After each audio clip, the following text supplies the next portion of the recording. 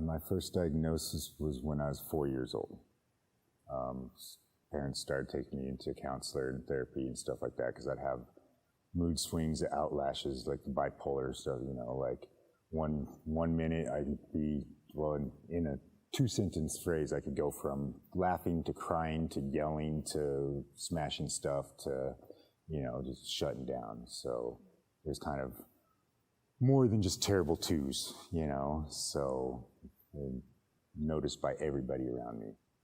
In the beginning, a lot of the counseling didn't do much for me, but it's kind of one of those things, as you get older and stuff and get through the selfish phases of teenage years and everything, it's kind of counseling is what you get out, what you put in.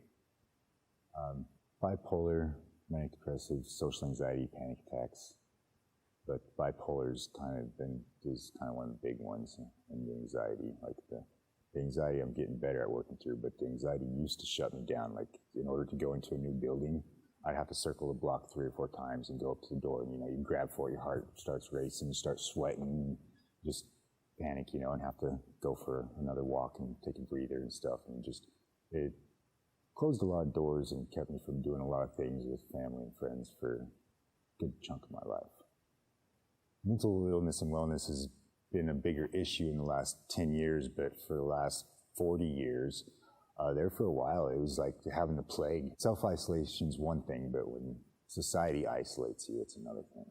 One of the worst things is when somebody's lying to you and you have a problem with it and you're going off on it and they just blow the whole thing off and tell you, oh, you're crazy, you don't know what you're talking about. And that's kind of one of the big stigmatisms that Clubhouse helps overcome is we are people, we do have feelings, and they are real for us. The major thing is just somebody to talk to, somebody to bounce things off and validate your feelings and help you talk through them, because everybody's irrational at some point in time, just some of us more often than not, and just having somebody that looks at you as a person and treats you as a person is one of the best medicines that there is.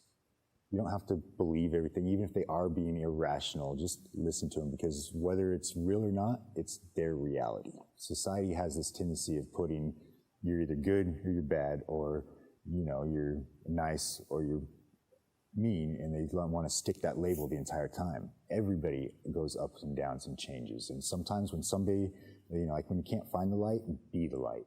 How hard is it to just smile at somebody or say hi, Like, just take that extra second and go out of your way, and you have no idea how much that will mean to somebody else.